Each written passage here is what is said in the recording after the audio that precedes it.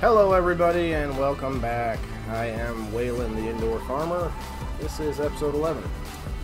I got a little bit of a special episode for you today. I'm really interested in what some people can do with a small space. And I showed off a little bit of this before in a previous episode. My friend, who's also one of my viewers, he's doing a ton of little stuff with his backyard. The turtle pond, you might have seen it before, but today I'm doing a little bit longer walkthrough, a little more asking questions and him pointing out everything. So I'm going to minimize myself here in a minute, and you guys can just go ahead and watch, and I'll come back towards the end and we will finish it up. So without further ado, let's get it going. This is an heirloom tomato. It'll be like a tiger, yellow and green. Look how fucking those are huge, yeah. The heirloom purple Cherokee. I want to give you one before you leave.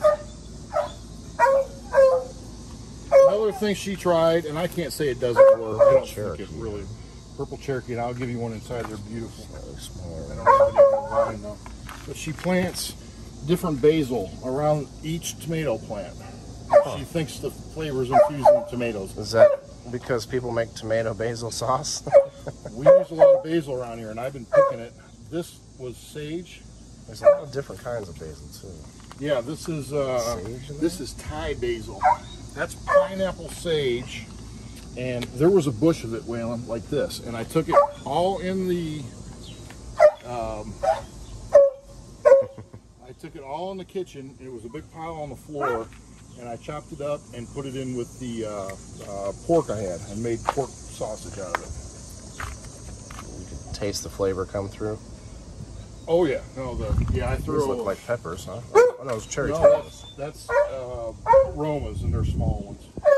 But look how big this basil gets. See, I think something like this would be worth doing indoors. A smaller tomato, something like a cherry tomato. The only ones you're going to get out of a small container are going to be something like a plum tomato or the cherry tomatoes. Yeah, the cherry. I tried going that big, and they just don't have any pizzazz. It's just like they don't get enough flavor. Feeny, shut up. I mean, I like cherry tomatoes. Look how big these are. That's your basil. Oh, that's basil in there. Mm-hmm. I have that other purple sweet. stuff. Yeah, that's sweet basil. Okay. Yeah. And then what I'll do is, since this one's getting dry or whatever, I'll take it up and chop it and dry it. Okay. But it's, as flavorful as can be. Oh. Yeah, that one's almost got a licorice flavor to it. A little bit dried out. Okay. Tasty. I think these are sweet millions or sweet 100s. They're good. I think I would be able to make these indoors easier. And then, for whatever reason, when we grew cucumbers last year, this whole fence was full of cucumbers the whole season. This is the only cucumber we've got so far this year. Wow. And I don't understand it. My mom has a whole bunch. I just showed that on the last episode. These beans are coming on late, but they're coming on. By the way, I think I'm going to keep the audio to what we're doing here. That's fine. It'll remind you later of what everything is. I normally pause the audio when I record over it, but this will be kind of an interview somewhat. In between, you got all these that's tiger lilies, iris. This is all cucumber? These are all iris. Cucumbers, these are beans. So you plant pretty flowers too. In between. In fact, what I did was, so they would have room to plant this stuff, I took all these beds, I took tiger lilies were here, and I took out this whole space of tiger lilies and moved them on Knoxville. And then this space was snap peas, but they're gone. We already harvested those. So you're using, I mean, you're doing a ton with just this little tiny space next to the driveway. And this was mostly the sand that was left over when I put these bricks down as a border. So that soil is not very good. And it doesn't get much water, except for runoff. You're not over here watering this stuff? No, I water this stuff. I use the turtle water. So now let's come into the beast is guarding the back. Yeah. See, I showed these off on that last episode that I showed your backyard. These are so cool. I like these. And these they're going to be bags. only good for 3 or 4 years, but they're going to be great for 3 or 4 years. Shelf life of them? They claim it's going to be more than that, but I don't. That's what I think. I think you're going to get about 3 seasons out of it. Okay. But yeah, last time you were here, these were just green buds. Oh no, they've got a sunroof in this birdhouse. Those are about 20 years old. Here, oh, the beans you were looking at on the other side, this is one of them right here. Okay. So they grow on both sides. So there is something that's not just a cucumber, that bean right there. Yeah, and they grow on both sides of the fence, that's why I like it. These habaneros. Ooh, I'm not going to try that. No, that's so hot. So blistering hot. In fact, this is what I wanted to show you though. So let's talk about the benefit of these though real quick. Okay, so you're growing that you saw pepper. one of the biggest benefits was they used to be lined up in the driveway. Mm-hmm. They were in my way, so I dragged them around the corner. They're not getting any different light. They're just in a better place for me. But I can move them back if I want, and that's what I like about them. Well, what I was thinking is the benefit of growing growing peppers in that same container. I've heard that if you can grow the peppers over and over in the same dirt, it makes the pepper hotter and hotter. And I'd like to do some more research on that, but I'm pretty sure. I wish I could help you with that, but what I think I'm going to do with this dirt is at the end of the year, I'm going to take all of it and put it on all the beds. And then I'm going to take these and dust them off real good and store them for the season. Well, let me look some information up on it. I'll see what you think, if we can find something solid. Yeah, because I might just take, if what you're saying is true, I would keep one of them for the habaneros for 3 or 4 years. That's how some of these people that do the chili contests and stuff, they really. So here's your beginning and end. Here's your black beans as a baby. And then when they're mature, this is what you get. And then you need to do this over a bowl because they'll fly everywhere. Very cool. But there's your black bean. And there's about 6 of them in each one of those pods. And those have to be cooked? All beans have to be? Oh, yeah, and soaked first. If you like your beans mushy, they have to be soaked for 24 hours. And are those the kind that have the poison that have to be cooked otherwise? No, those pinto beans, what's beans? There's a bean that has a poison that if you don't cook it. That's a new one on me. You won't die, but you'd have to eat a bunch of it. I was going to say, you probably have to eat a bunch. All right. I know it's out there. I'll find it. Collard greens. Fans, you guys know there's one out there. Come on now. The green onions. Oh, I have to make fun of how you have insect bites on your stuff. They've been there all season, but truthfully, the beans haven't suffered, though. It doesn't bother your... Okay. The fruit stays good, and I think I'll use this stuff for... Well, that's good to know, though, because I kind of think that's one of the reasons I don't like to grow outside. But these took forever. Is this okra? No, that's collard greens. Oh, that's the collard greens. Okay. Yep. And then you would just. You're okay with just eating the stuff with the holes in it like that? Oh yeah. That's just a bug took a bite, and then they didn't like it, so then they left. We're gonna have so many. Wash it and stuff. It's gonna be sickening at the end of the year. But we're drying all this stuff cool too. One. What's this guy back here? That's collard greens. Oh, just okay. Same as that one. That's just, almost looks like a head of lettuce in the middle. What's funny is about your lettuce that we looked at earlier at your place. This you can chop back because I cut this collard greens back at one point in time already and cooked a bunch, and it came back. I heard basil. This one I haven't cut back yet because Sophie wants to use so that's the natural look of it. There's 2 of them there. It looks like. Boy, that almost looks like Brussels sprouts. So I'm wondering if that isn't. It does kind of have a heading but to it's got something almost like a Brussels sprout growing on it.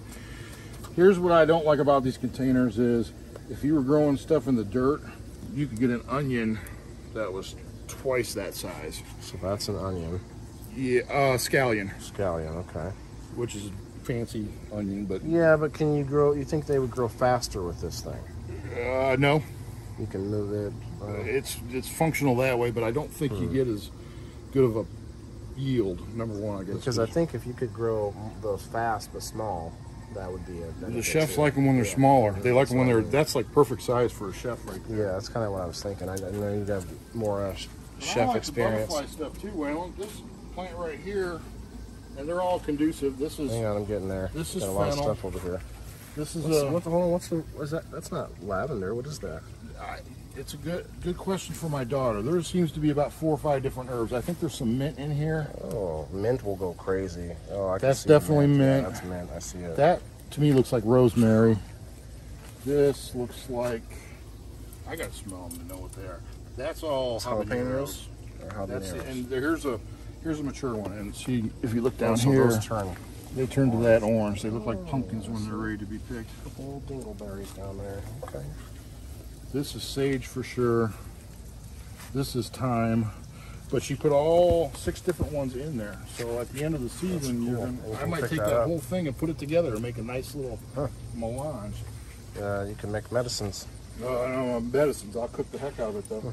Butterfly plant. I can't remember the name of it, but this has been in this garden since I started. Is that like a butterfly lettuce? I just know the butterflies are attracted to it. I don't know what the type of flower is, but it gets a real pretty purple flower. It's starting right here.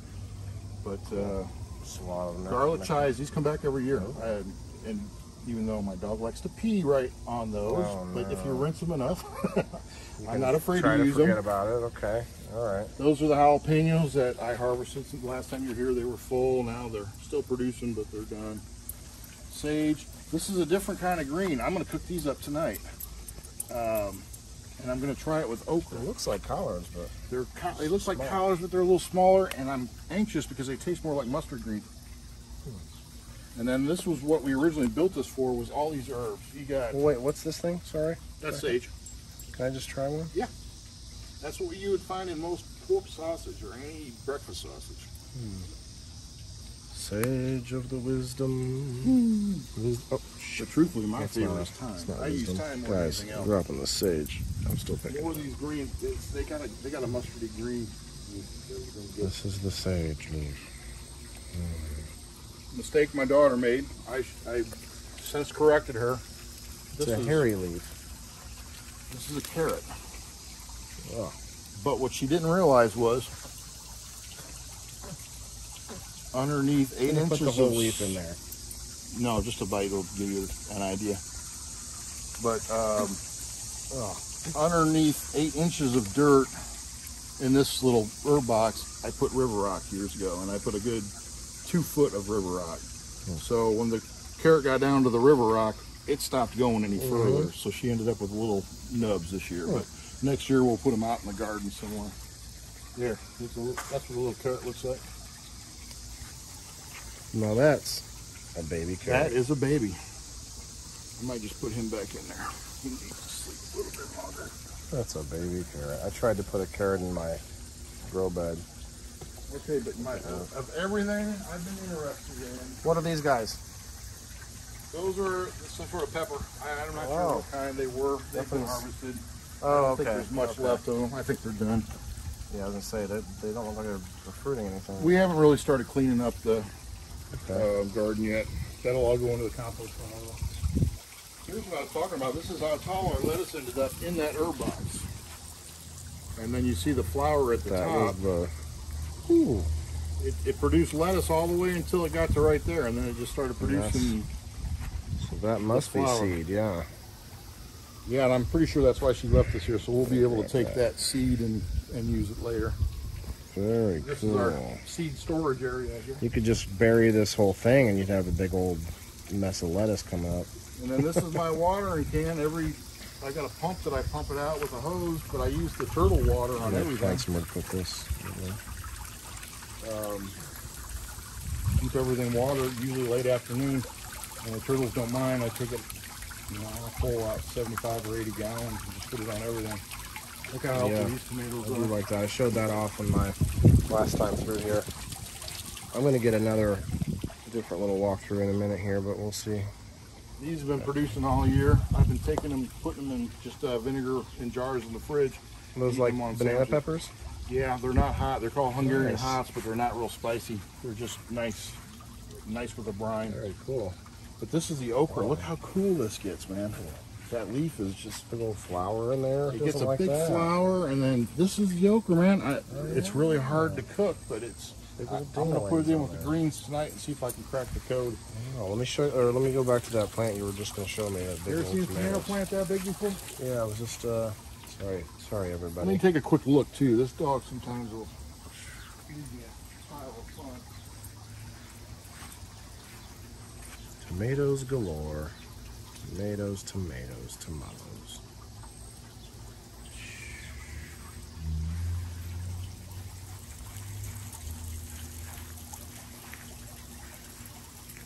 Same thing though, Waylon. This was all hostas this spring, but I cleared them all out to make room for these tomato plants.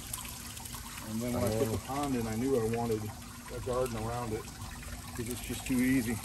Take the water from the pond, This is, look at this basil. Oh my God, I didn't even know it was that big. Oh wow. Yeah. Actually, that's not, no, that's part of the plant. So she's got that Thai basil all around here. It's all around the pond. Yeah, and then this is my access. I can drain the whole thing at the end of the season with that little plug right there. And I've got it, so that's the low point, so all the water will come out of there. Take the turtles indoors. I'm going to put them in tanks for this. Not going to do a heater in the... No, I don't want, no, it's too much to maintain. I'm going to make a lid to go over the top of the whole thing. Nice. Sunflowers growing a little bit, huh? You get this corner here. Is that just a bush behind the tomatoes? That's forsythia. It turns yellow in the spring. Oh, okay. And I just like the sunflowers. Forsythia. I got to show you a picture of somebody in my neighborhood that's got like 20-foot tall sunflowers. A lot of them?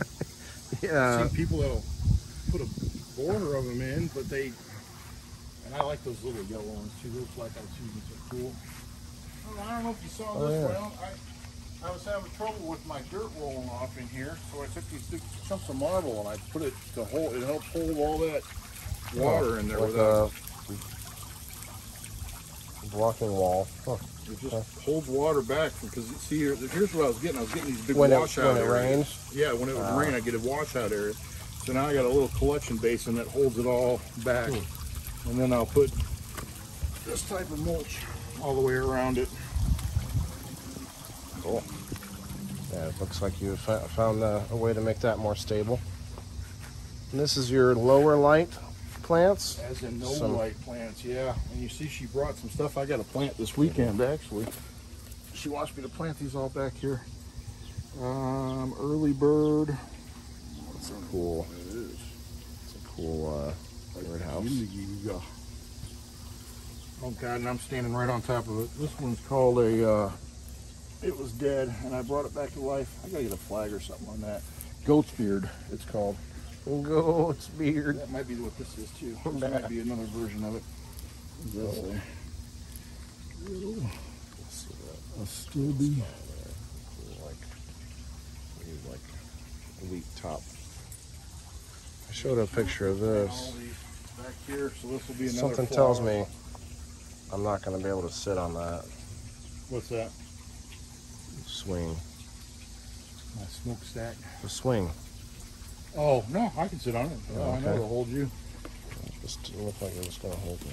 It's not the best angle, but that's what Julia wanted it. So Julia. Yeah, see, I'm not ready to do things for pretty yet. I want to be functional. I don't know where they're going to end up next year. They didn't work very well where we had them. Yeah, I thought they made a bush. And that's what she wants to do. She wants to plant it. Some more back here. Look at that spider web. Can you get that going? I see a giant bumblebee. Look at the size of that. That's a spider web right there. That whole big thing. I don't think I'll be able to see it on here. I saw it for a second. You can see it right here. There's like one small little angle. Oh, yep. I see it a little bit. You guys see that at home? Alright, I'm going to do another little short walkthrough that's a little more stable instead of the interview portion. No worries. Come on.